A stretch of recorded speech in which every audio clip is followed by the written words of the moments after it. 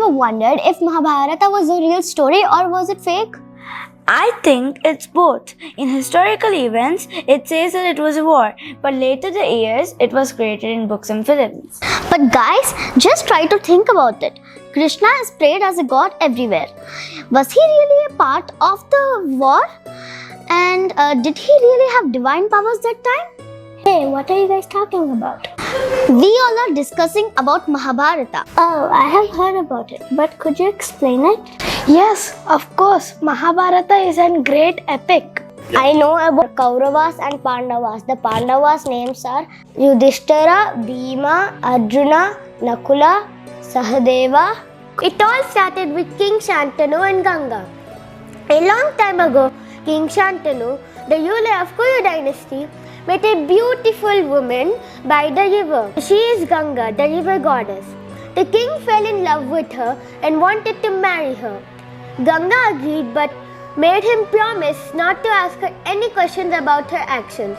The king, in love, said yes. After the marriage, Ganga gave birth to children. But each time they got a child, she kept it in the river. The king became sad but did not ask why. When the eighth baby was born, the king could not stay quietly anymore and asked why she was doing this. Ganga told him the truth that their children were celestial beings of the Vasus. They had been cursed to be humans born on earth. But the eighth baby, Devarata, was cursed to be living on earth. After that, Ganga left King Shantanu but promised to take care of Devarata. Years later, Ganga brought back Devarata. He was wise and a brave warrior. Devarata grew up to become Bhishma, one of the greatest warriors of Mahabharata.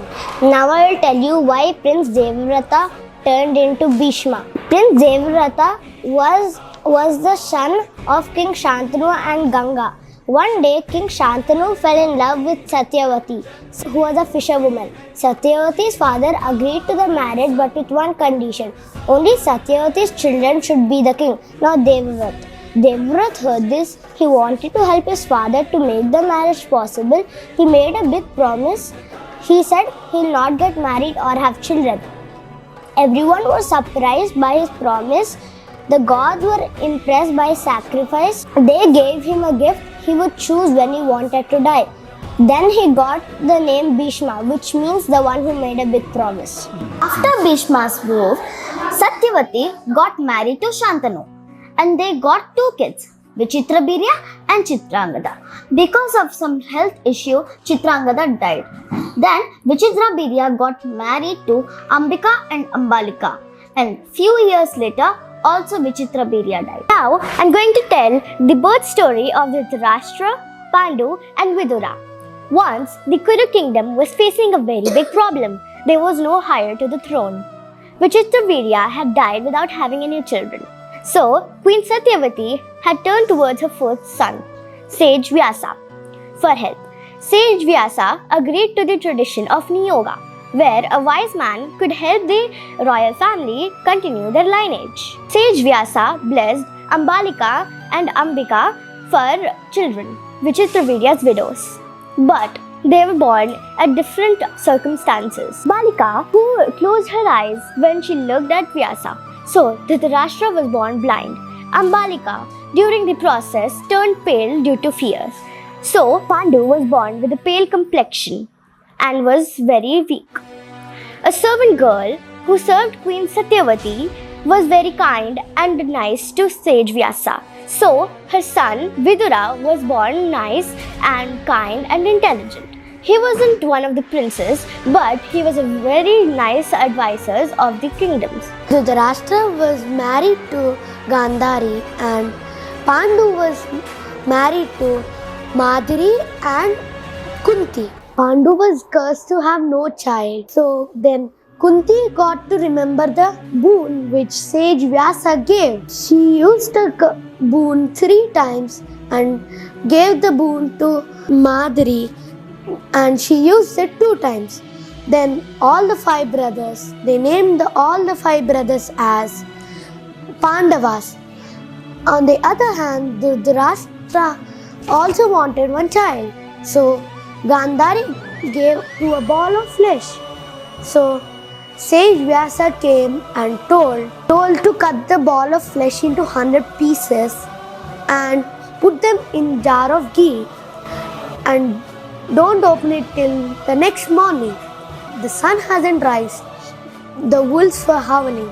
The owls were screaming. Then in each jar there were 100 babies. They named all of them Kauravas. Once in the great kingdom of Panchala, Princess Draupadi, known for her beauty and wisdom, was of marriageable age. Her father, King Drupad, decided to hold a grand swayamvar, choose a worthy suitor for her. The challenge was set.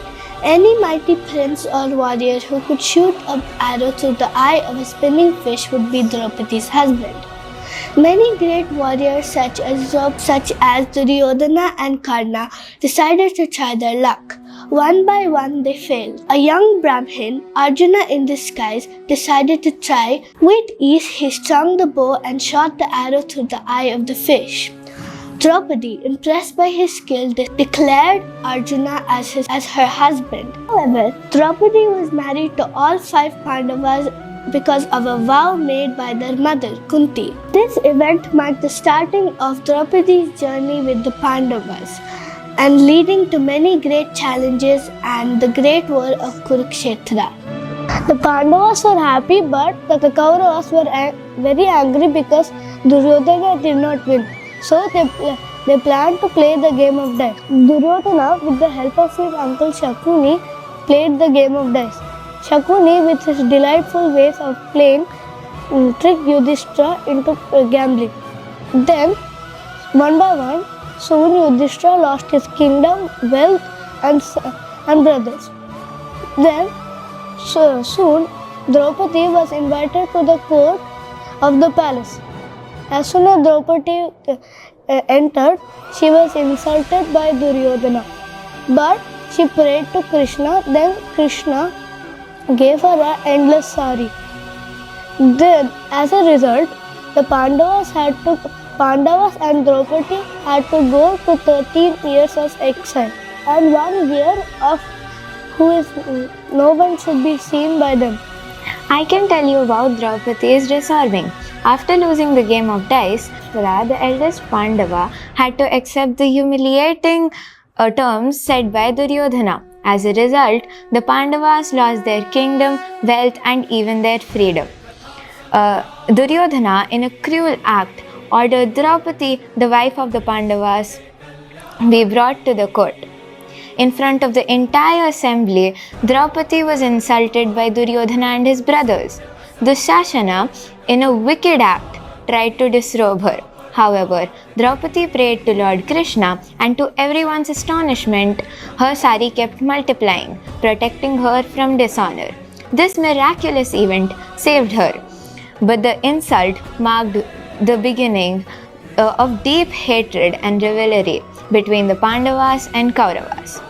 As part of the conditions of the game, the Pandavas were forced into exile for 13 years, with the last year to be spent in complete disguise.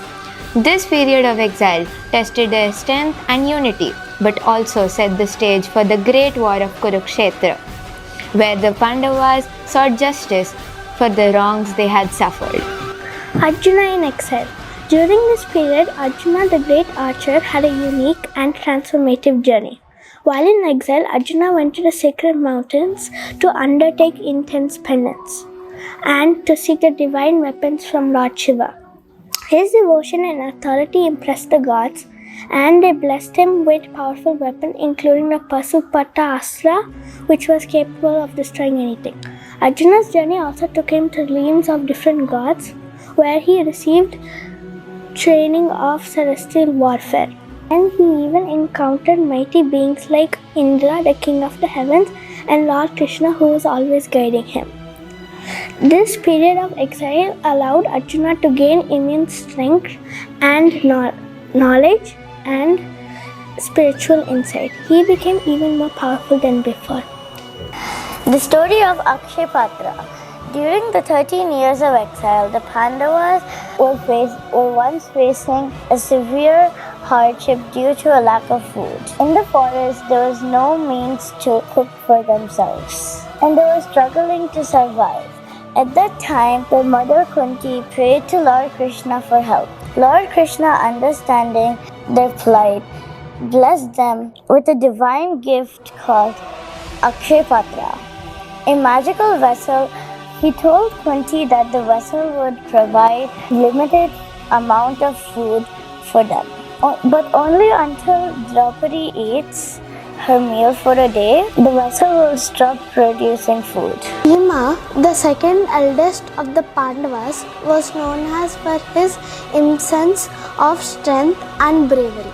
One day during exile, Bhima pride in his strength became evident. He often boasted about his power and believed there was no one who could defeat him. One day, while traveling in the forest, Bhima encountered a powerful creature, a Rakshasa named Hidimba, who challenged him for a duel. Bhima was confident in his strength and accepted without any hesitation. However, the duel lasted for some time, and Hidimba was skilled and fierce warrior. Bhima struggled at the first. Bhima's determination and strength ultimately triumphed. He defeated Hidimba and was killed. Then, showcasing his incense of strength, victory also served a lesson for Bhima. He realized that sometimes pride could also sometimes be cloud judgment. He learned the importance of humility and despite his strength. So last year the rule was if they were caught, they would be repeated with 13 years again. So this year is the last year of exile. After spending 12 years in exile, this is the last year of exile. So they were told to be disguised so that they won't be caught and repeated 13 years again. So Arjuna was changed his name as Birhal Bala. His job was be a teacher of music and dance. And then Bhima became a cook and named as Vallabha, and he was told not to be disguised. Then Yudhishthira became a teacher. Then Kula and Sahadev became servants. Draupadi, who was a maid, and changed herself as Sarani. After the 13-year exile, the Pandavas successfully returned to Hastinapur and they wanted to go to. And after they returned, they wanted to go to Hastinapur, where Duryodhana, the oldest Kaurava, was ruling. The Pandavas asked for their land back, but Duryodhana refused to give their land back. So they went to their uncle Dhritarashtra, who is also the father of the Kauravas. The oldest Pandava, Yudhishthira, explained that they have been treated badly by Duryodhana and wanted their land back. But still, Duryodhana refused. Krishna, who was trying to make peace, gently asked Duryodhana to give their land back. But Duryodhana, still stubborn, refused. The Pandavas had no choice but for war. Ali's gathered, and soon it was time for the great battle of Kurukshetra. This war, Kurukshetra, is a legend, has difficult choices and is a difficult journey. As the great war of Kurukshetra was about to begin, both sides agreed to follow the certain rules of the war, although these rules were often broken during the conflict. Rule number 1. No attacks at night. The warrior would only fight during the day. There will be no battles at night. Rule number 2. No attacking unarmed warriors. The warrior would not attack someone who is unarmed or surrendered. Rule number 3. No killing elders and teachers. The warrior would not kill elders and teachers. The lives of respect they get, except the battle. Rule number 4. No attacking defenseless soldiers. The warrior would not attack those who are not participating in the battle, such as charioteers and horse. The last rule, rule number 5. Fight one-on-one duels. Warriors would engage in duels, but they should not be like as the battle was about to start. Karna took the side of Kauravas. Hold a minute, who's Karna? Oh, you don't know Karna? Okay, let me tell you. Karna is the son of Kunti, who was born by a boon. Durvasa gave a boon to Kunti. Kunti was really curious if this was true, so she wanted to try it out. So she went to the river and summoned out God's son's name, Surya. And suddenly, a child was born with great armor and divine powers. But she was scared because she was not married. So she put the baby in the basket and gave her away in the river. Sometime later, the charioteer's family found the baby. So they wanted to make him grow, so they took it and named it Karna. So now I understood what Karna means. Okay, so today was the first day of battle.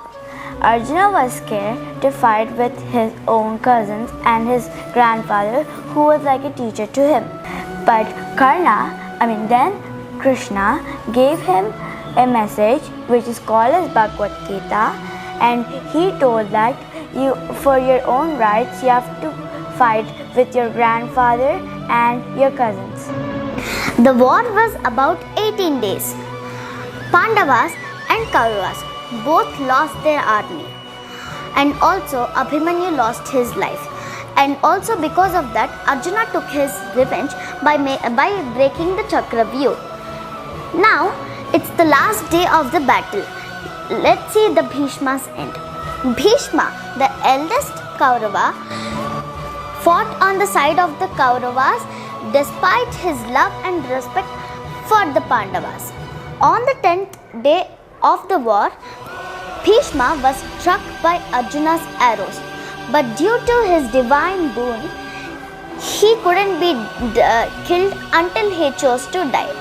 Bhishma, knowing that the war wouldn't end until he chose to die, decided to lie on a bed of arrows and waited the war to end. After the war, Arjuna, by the guidance of Lord Krishna, honored Bhishma's wisdom and bravery. Finally, Bhishma left his body after giving his blessings to the Pandavas and sharing important advice and ensuring his death marked end of an chapter in the epic war.